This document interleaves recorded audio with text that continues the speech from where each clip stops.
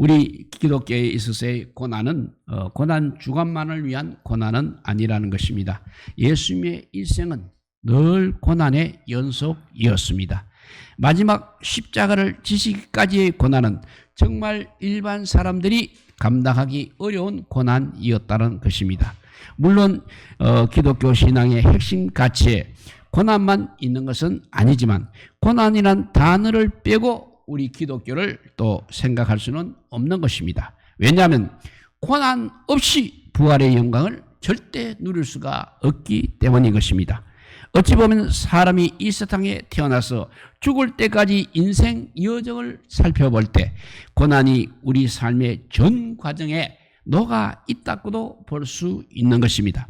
삶의 길은 기쁨, 감사, 또 평안도 있습니다. 그렇지만 그러한 삶은 그리 오랫동안 지속되지도 못합니다. 그런 것들은 순간순간 다가왔다가 지나가는 것처럼 짧기만 한 것입니다. 우리 사람에게 찾아오는 고난은 여러 가지가 있을 것입니다. 보통 질병으로 인한 고난도 있습니다. 인간관계에서 벌어지는 고난도 있습니다. 어느 날 갑자기 교통사고 같은 주변 환경의 급격한 변화로 찾아오는 고난이 있기도 합니다. 누구인가는 태어날 때부터 장애로 인한 고난이 그 사람의 삶을 좌우하는 경우도 있는 것입니다. 오늘 본문에 기록된 것을 보면 날 때부터 맹인된 사람도 이렇게 고난으로 점철된 삶을 살았을 것입니다. 요즘 같은 시대도 장애인으로 태어나 일생을 산다는 것이 그리 만만한 삶은 아닐 것입니다. 여러 가지 장애인을 위한 복지 제도와 편의시설이 그래도 갖추어져 있지만 여전히 차별 속에 살아가면서 신음하고 있는 장애인들의 모습을 구석구석 살펴볼 수 없는 것은 우리 건강한 사람의 편견이기도 한 것입니다. 맹인 또는 시각장애인이라고 부르고 있는 사람들이 살아가고 있는 세상은 일반적인 사람들이 볼 때 전혀 다른 사람들이 사는 세상처럼 보입니다. 그러니 이 또한 편견이기도 한 것입니다. 그러니 당사자는 어떻겠습니까? 맹인이 한 곳에 머물러 있는 시간이 오래되면 익숙해져서 별 무리 없이 그래도 공간을 이동하면서 필요한 일들을 해 나가는 것을 보게 되면 어쨌든 전혀 장애인 같지 않다는 생각이 들 때도 있을 것입니다. 하지만 이러한 사람도 새로운 공간에 한 발 들어서는 순간부터 다음 한 발자국 내딛고 몸을 움직일 때마다 또 몸을 한 번씩 움직일 때마다 긴장하여 몸은 절로 움츠러지고 마음은 오그라들 수밖에 없는 것입니다. 수십 년 전만 해도 장애에 대한 편견과 차별은 지금보다도 훨씬 더 심각했음을 상기해 보면 그 옛날 예수님 시대 때 맹인으로 태어나 산다는 것은 정말 이루 말로 할 수 없는 고난의 삶을 짊어지고 사는 모습이었을 것입니다. 그러니 사실 정상적인 사람으로서는 그들의 마음을 헤아린다는 것부터 공감할 수 없음을 우리가 솔직히 인정을 해야 할 것입니다. 그러기에 정상 사람으로 맹인의 고난에 대해서 좀 더 가슴에 와닿는 말씀으로 함께 할 수 없음을 안타깝게 생각하고 있습니다. 어느 날 예수님과 제자들이 예루살렘 거리를 걷고 있었습니다. 어떤 곳에 이르렀을 때 예수님은 날 때부터 맹인된 사람을 보셨습니다. 제자들도 예수님의 눈길을 따라 또 이 사람을 보게 되었습니다. 그리고 제자들은 예수님께 이렇게 여쭈어 보았습니다. 그 말씀이 오늘 본문 2절입니다. 납비여, 이 사람이 맹인으로 난 것이 누구의 죄로 인함이니까? 자기니까 그의 부모니까? 하고 질문을 하였습니다. 제자들은 이때만 해도 아직 확실하고 분명한 신앙 진리에 대해서 잘 알고 있지 못했기 때문에 이렇게 예수님께 여쭈어 보았다고 볼 수 있는 것입니다. 유대인들에게 있어서 죄의 문제는 대단히 중요한 것이었습니다. 태어날 때부터 맹인이 된 사람은 사람은 태어날 때부터 맹인이 된 사람은 죄로 인하여 그러한 결과가 나타난 것이라고 보통 알고 있었습니다. 그래서 이 사람이 맹인으로 된 것은 태어날 때부터이니까 그 죄의 근원을 찾으려고 한다면 과연 부모의 죄로 인한 것인지 아니면 본인 자신의 죄로 인한 것인지 크게 알 수가 없었기 때문입니다. 그런데 우리는 여기서 한 가지 의문을 품게 되는 것은 왜 굳이 이렇게까지 하면서 죄의 근원을 찾아야 하는가 하는 것입니다. 좋은 뜻으로 생각할 수도 있을 것입니다. 죄의 근원을 찾는다는 것은 그만큼 죄에 대한 심각성을 알고 있기 때문에 죄의 근원을 찾아서 그가 누구인지 알게 되면 하나님께 회개할 수 있을 것입니다. 나쁜 뜻으로 생각할 수도 있습니다. 죄의 근원을 찾는다는 것은 그만큼 죄에 대한 심각성을 알고 있는 것은 맞지만, 알게 하는 것은 맞지만 죄의 근원이 자신이 아니기를 바라고 어떻게 해서라도 죄로부터 자신을 단절시켜서 자신은 죄가 없음을 드러내려는 의도가 있어서 죄의 근원이 과연 누구인지 밝히려고 하는 것은 아닌가 하는 것입니다. 제자들이 예수님께 태어날 때부터 맹인이 된 것이 죄 때문인데 그러면 누구의 죄 때문에 이 사람이 맹인이 된 것이냐고 그렇게 여쭈어 본 것입니다. 제자들이 예수님께 태어날 때부터 죄인이 된 것은 죄 때문인데 누구의 죄 때문에 이 사람이 맹인이 된 것이냐고 그렇게 한번 여쭈어 본 것입니다. 그러니까 제자들은 부모의 죄로 인하여 이 사람이 맹인이 된 것인지 또 아니면 본인의 죄로 인해서 이 사람이 맹인이 된 것인지를 예수님께 여쭈어 본 것입니다. 만약 이 사람이 어머니 뱃속에 있을 때부터 맹인이 되어 있었다면 그것은 반드시 부모의 죄로 인한 것이 되는 것이고 만약 이 아이가 엄마 뱃속에 있을 때는 그래도 맹인이 아니었는데 세상에 태어나면서부터 맹인이 되었다면 바로 이 사람의 죄로 인한 것이라는 뜻이 되겠습니다. 정말 우스꽝스러운 일입니다. 사람의 죄로 인해 맹인이 된 것이 설령 맞다고 해도 부모에게 그 책임을 돌릴 수 있는 것은 아닌 것입니다. 이 세상에 살고 있는 사람들 중에 죄 없이 살아가고 있는 사람은 한 사람도 없기 때문입니다. 하지만 어린아이가 세상에 태어난 지 얼마나 됐다고 그리고 무엇을 안다고 죄를 지을 기회가 있었을까 그렇게 조금만 생각을 해보게 되면 이렇게 생각하는 것들이 얼마나 우스꽝스러운 것인지 알 수 있는 것입니다.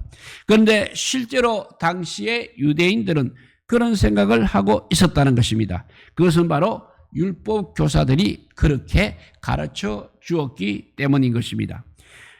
요한복음 9장 34절에 보면 유대 종교 지도자들이 맹인이 되었다가 예수님으로부터 고침을 받고 눈을 뜨게 된 사람에게 다음과 같이 말을 하는 것을 볼 수 있습니다.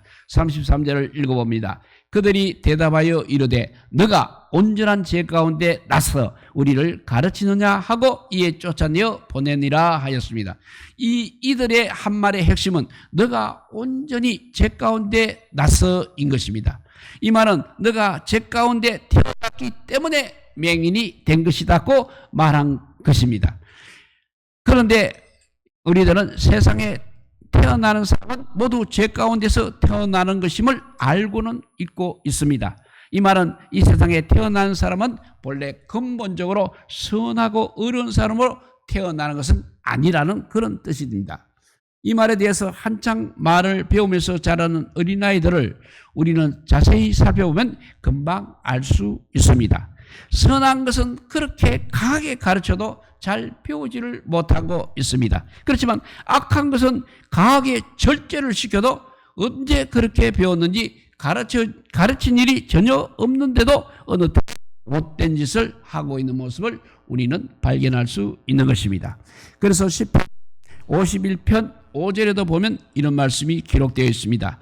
내가 제약 중에서 출생하였으며 어머니가 제 중에서 나를 잉태하였나이다라는 말씀이 기록되어 있습니다. 어머니가 죄 중에서 나를 잉태하였다는 말은 어머니가 완전히 죄가 없는 가운데 없는 상태에서 아기를 가지지 않았다는 것입니다. 사람은 수시로 죄를 지는 연약한 존재입니다. 그렇기 때문에 죄 중에 잉태하였다고 그렇게 말한 것입니다. 물론 죄의 문제는 심각한 것입니다. 하지만 지은 죄로 인해 걱정하거나 지나치게 걱정하여 밤잠을 설칠 필요까지는 없는 것입니다. 내가 지은 죄가 깨달아지게 되면 바로 하나님께 말씀드리고 잘못했음을 인정하고 다시는 그러한 죄를 짓지 않겠습니다 하고 결단하면 되는 것입니다.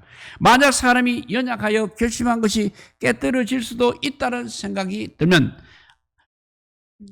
앞으로 같은 죄를 짓지 않도록 하나님께서 도와주십시오라고 기도하면 되는 것입니다. 그러면 하나님께서 내가 지은 죄를 용서해 주시고 그 표시로 우리 마음에 평안을 주실 것입니다. 그렇다고 해서 죄인이 된 것이 죄의 결과라고 말을 하는 데는 문제가 있는 것입니다. 예수님께서 태어날 때부터 맹인된 사람을 만나셨을 때 만약 이 사람이 죄로 인해 맹인이 된 것이라면 예수님은 맹인이 된 근본적인 문제인 죄에 대해서 먼저 해결을 해 주셨을 것입니다. 하지만 예수님은 그렇게 하지 않으셨습니다. 더군다나 제자들이 예수님께 이 사람이 맹인으로 난 것이 누구의 죄입니까?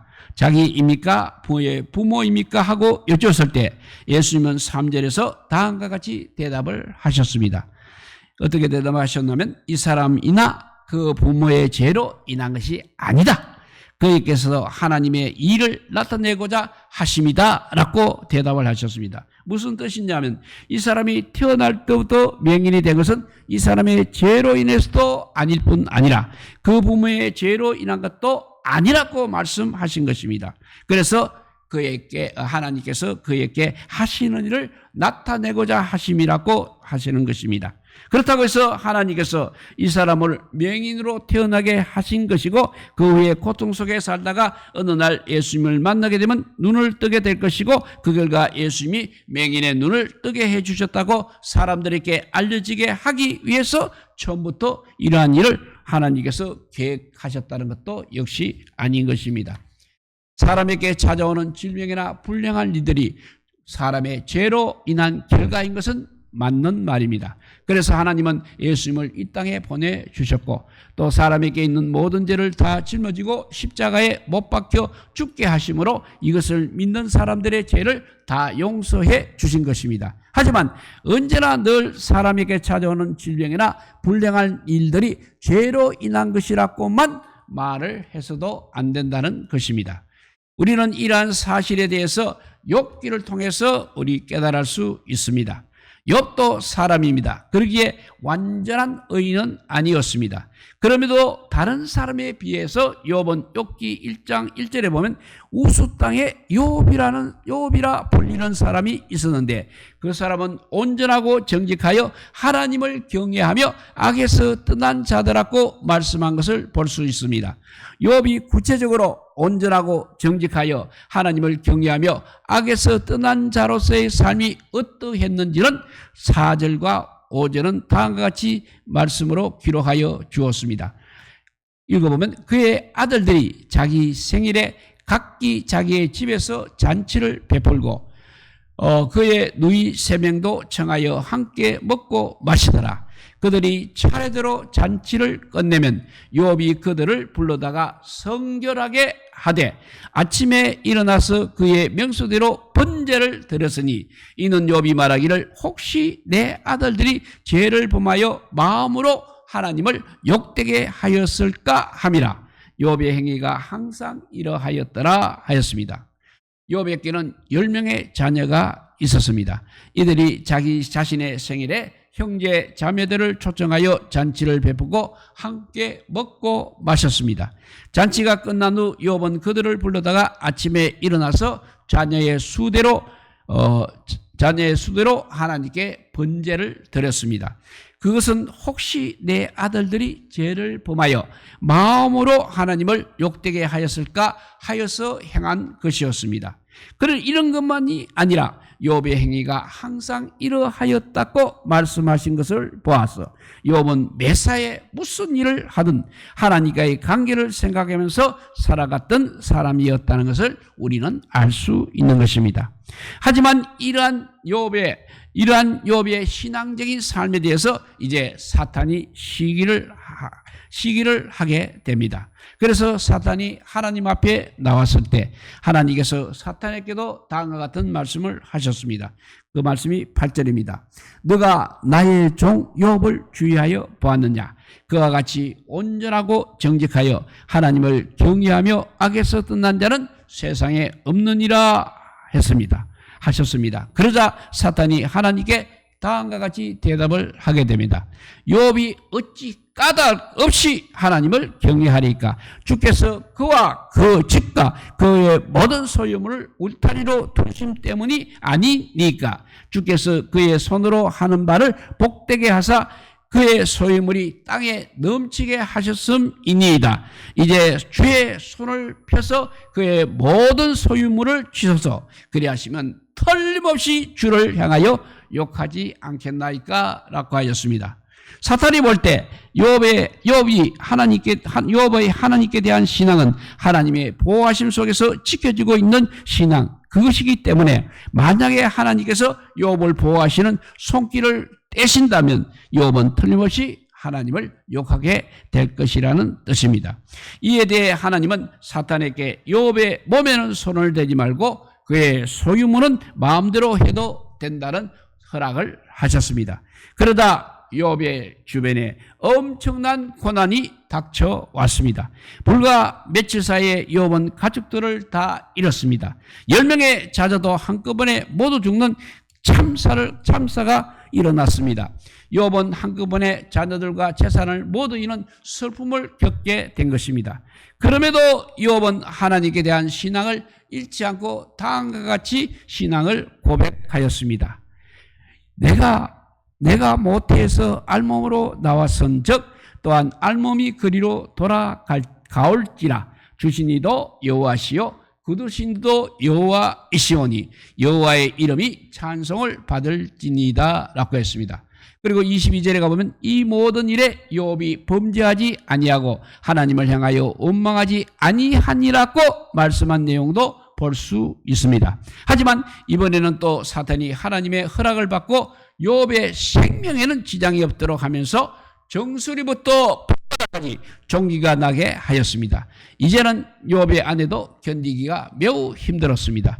그래서 욥의 아내가 욥에게 한 말을 현대어 성경으로 한번 읽어봅니다. 그래, 이 지경이 되었는데도 아직도 믿음을 지키고 있단 말입니까? 참 속 터지는 양반 다 보겠네. 차라리 하나님께 욕이나 퍼붓고 죽는 편이 더 낫지 않겠습니까? 라고 욥의 언니가 말합니다. 그러자 욥이 자신의 아내에게 다음과 같은 말을 하였습니다. 말도 안 되는 소리를 하지 말아라. 당신조차도 어리석은 여자같이 말한다. 하나님께서 복을 주셨을 때 우리가 얼마나 좋아하였느냐. 그런데 이렇게 어려움을 겪는다고 해서 어찌 하나님을 비난할 수 있겠느냐라고 하였습니다. 욥은 이렇게 큰 어려움을 당하면서도 말로 하나님께 죄를 짓지 않았습니다. 하지만 어느 정도 시간이 흐르자 욥도 자신에게 닥친 고난을 힘들어하면서 자신의 태어난 일을 저주하였습니다. 계속해서 현대어 성경으로 2장 1절부터 4절을 읽어봅니다. 차라리 태어나지 않았으면 좋았을 걸 하면서 자기가 태어난 날을 이렇게 저주하였다. 내가 태어난 날이 차라리 멸망하였더라면 좋았을 것을. 그날이 차라리 캄캄한 어둠에 휩싸였더라면 좋았을 것을. 하나님이 하늘에서 굽어오지 않으셨더라면 얼마나 좋았으리라. 그 어떤 빛도 비추지 않았다면 참 좋았겠구나라고 했습니다. 그리고 22절에서 25절에서 26절에는 욥은 이렇게 또 말합니다. 내가 그렇게 공포에 떨던 것이 나에게 덮쳤구나. 내가 그렇게도 무서워 떨던 것이 나에게 일어나고 말았구나.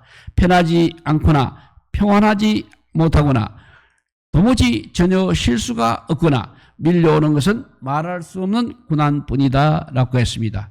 욥이 하나님을 그렇게 열심히 믿었던 것은 하나님을 제대로 믿지 않음으로 찾아오는 하나님의 경고를 두려웠기 때문이었다는 것을 알 수 있습니다. 하나님께서는 이러한 욥에게 어느 정도 시간이 흐른 후 욥에게 찾아온 고난으로 인해서 더욱 깊은 신앙을 갖게 하셨습니다. 42장 욥기 42장 5절에서 다음과 같이 하나님께 고백하는 사람이 되었습니다.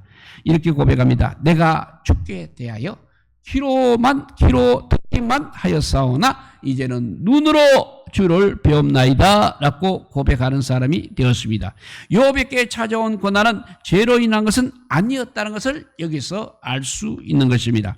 하지만 욥은 자신에게 닥친 고난을 인내로 잘 극복하면서 하나님의 기쁘신 뜻을 더욱 잘 깨닫고 잃어버렸던 재산의 2배의 복을 받고 10명의 자녀를 하나님께서 주셨습니다. 전보다 훨씬 더 지혜로운 자녀들을 주셨습니다. 이에 대해서 야고보 5장 11절은 다음과 같이 말씀하고 있습니다. 보라, 인내하는 자를 우리가 복되다 하나니 너희가 욥의 인내를 들었고 주께서 주신 결말을 보았거니와 주는 가장 자비하시고 공렬히 여기시는 이시니라 했습니다. 예수님께서 우리를 위하여 희생 제물이 되어 그렇게 엄청난 고난과 십자가에 못 박혀 죽기까지 하셔야만 했던 것은 예수님을 믿는 사람들을 살리시기 위함인 것입니다. 그런데도 이사야서 53장 2절과 3절을 보면 메시아의 모습은 연한 순같이 자라나고 땅에서 나온 뿌리 같아서 고운 모양도 없고 풍채도 없어서 흠모할 만한 아름다운 것이 없었다고 예수님의 그 모습에 대해서 표현하고 있는 것을 볼 수 있습니다. 그 결과 메시아에 대한 사람들의 태도에서 3절은 다음과 같이 말씀하고 있습니다. 현대어로 또 읽어보면 모든 사람이 그를 깔보고 피하였다. 그는 중병에 걸려 온갖 고통에 시달리는 사람이었기 때문이다. 우리가 모두 그를 미워하여 기피하였다. 우리는 더 이상 그를 사람으로 여기지도 않았다고 했습니다. 이러한 모습이 바로 메시아로 오신 예수님의 실체는 아닌 것입니다. 겉모습에서 예수님의 모습이 그렇게 드러나 보인 것은 사실은 여호와의 종이 우리의 온갖 질병을 대신하여 앓고 우리가 당해야 될 고통을 대신 당한 것이다. 그런데도 우리는 그가 천벌을 받아서 고난을 당하는 것으로 생각하였다고 사전은 말씀하고 있습니다. 그리고 메시아로 오신 예수님께서 우리를 위하여 행하신 구체적인 일은 무엇인지 대해서 5절과 6절은 다음과 같이 말씀을 하고 있습니다. 읽어보면 그러나 그는 우리의 죄악 때문에 고통을 당하고 우리가 범죄하였기 때문에 그가 무서운 채찍에마다 살이 찢어진 것이다. 우리가 범죄하고서도 무사하게 넘긴 것은 그가 대신 형벌을 받았기 때문이다. 그가 우리 대신에 채찍을 맞아 우리 몸에 승하게 되었다. 우리는 모두 목자를 떠난 양들처럼 길을 헤매고 그를 잊고 헤매며 제멋대로 돌아다녔으나 여호와께서는 우리의 죄악을 모두 그에게 지어 놓으셨다 하였습니다. 예수님께서 이 땅에 오셔서 살아가신 일생의 모습에 대해서 또 베드로전서 2장 22절에서 24절은 다음과 같이 말씀으로 기록하였습니다. 그리스도께서는 한 번도 죄를 짓거나 거짓말 하신 적이 없습니다. 모욕을 당해도 욕하시지 않고 고난을 받아도 보복하지 않았습니다. 언제나 공의로 심판하신 하나님의 손에 모든 것을 맡기셨습니다. 그리고 몸소 우리의 모든 죄를 걸머지고 십자가 위에서 죽으셨습니다. 그래서 우리는 죄를 떠나서 올바른 생활을 할 수 있게 된 것입니다. 그리스도께서 상처를 입으신 대신에 우리가 낫게 된 것입니다 라고 했습니다. 이런 예수님에 대해서 우리가 할 일은 무엇이겠습니까? 25절에 바로 그 답이 있습니다. 여러분이 전에는 하나님을 떠나서 길 잃는 양템으로 헤매고 다녔습니다. 그러나 이제는 어떤 적이 공격해와도 여러분의 영혼을 안전하게 지켜주시는 감독자와 목자이신 그분을 믿고 돌아왔습니다 라고 하였습니다. 고난 중에 살고 있는 우리를 위해서 하나님의 하신 일이 무엇이었습니까? 메시아이신 예수님을 바로 이 땅에 보내주신 것입니다. 이에 대해서 요한복음 3장 16절 17절은 이렇게 말씀합니다. 하나님이 세상을 이처럼 사랑하사 독생자를 주셨으니 이는 그를 믿는 자마다 멸망하지 않고 영생을 얻게 하려 하심이라. 하나님이 그 아들을 세상에 보내신 것은 세상을 심판하려 하심이 아니요 그로 말미암아 세상이 구원을 받게 하려 하심이라고 말씀하십니다.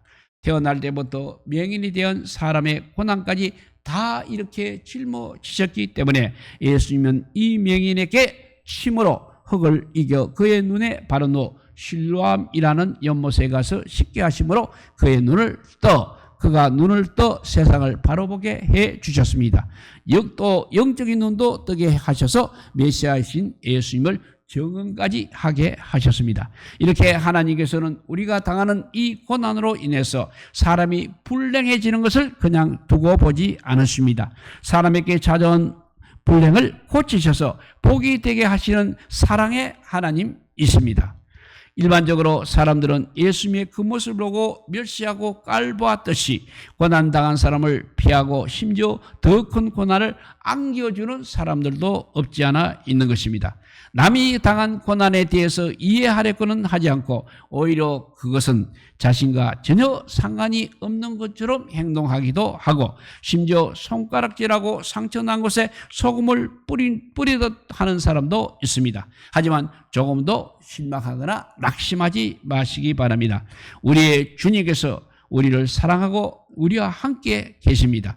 우리의 고난을 대신 짊어지시고 우리를 살리시기 위해서 대신 십자가에 못 박혀 죽기까지 하셨습니다. 고난으로 인하여 수고한 무거운 짐을 졌다고 생각이 되면 주님께 나아오시기 바랍니다. 주님이 쉬게 해 주실 것입니다. 그리고 주님께서 주시는 쉽고 가벼운 짐만 지면 되는 것입니다. 그러므로 우리들은 고난의 짐을 벗고 쉼을 얻게 될 것입니다. 그 말씀이 마태복음 11장 28절에서 30절 말씀입니다. 수고하고 무거운 짐진 자들아 다 내게로 오라. 내가 너희를 쉬게 하리라. 나는 마음이 온유하고 겸손하니 나의 멍에를 메고 나에게 배우라. 그리하면 너희 마음이 쉼을 얻으리니 이는 내 멍에는 쉽고 내 짐은 가벼우니라 하시더라 하셨습니다. 우리 모두 주님께서 주시는 그 엄청난 복을 받아서 하나님 나라에 갈 때까지 우리에게 닥쳐오는 고난 잘 견디며 이기는 우리 모두가 되시기를 주님의 이름으로 축복드립니다. 기도하겠습니다. 사랑의 하나님 감사합니다. 정말 이 땅에 살아가면서 엄청난 이 땅에 오셔서 잠깐 동안 세상에 계시면서도 엄청난 고난을 받으신 그 예수님을 기억하는 금요일입니다. 그럼에도 불구하고 우리는 항상 우리가 아버지요 예수님의 그 은혜로 그렇게 된 것을 잊어버릴 때가 너무나 많습니다. 정말 주님께서 대신 죄를 지셨기 때문에 우리가 이렇게 호흡하고 살아가고 있는 것을 우리가 깨닫게 하여 주시옵소서. 그래서 아버지요 금요일마다 이렇게 기도해야 하는 우리 모두에게 주님께서 주신 그 엄청난 구원의 은혜 감사하는 기도를 할 뿐만 아니라 그래도 우리가 인간인지라 약하여서 죄를 지은 모든 것도 기억나는 대로 주님께 다 고하여서 제사함 받는 구원의 은혜를 받는 이 시간 또한 되게 하여 주시옵소서. 날마다 우리가 회개하고 기도해도 부족한 죄들입니다. 늘 죄 가운데 살 수밖에 없고 죄와 함께 살 수밖에 없는 저희들입니다.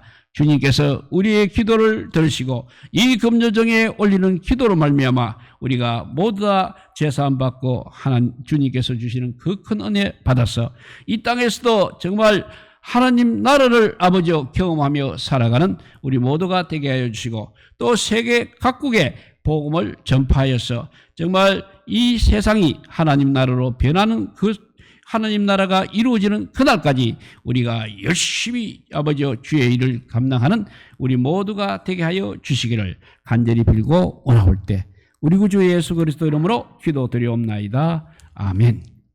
예, 우리 찬송가 337장 찬양하고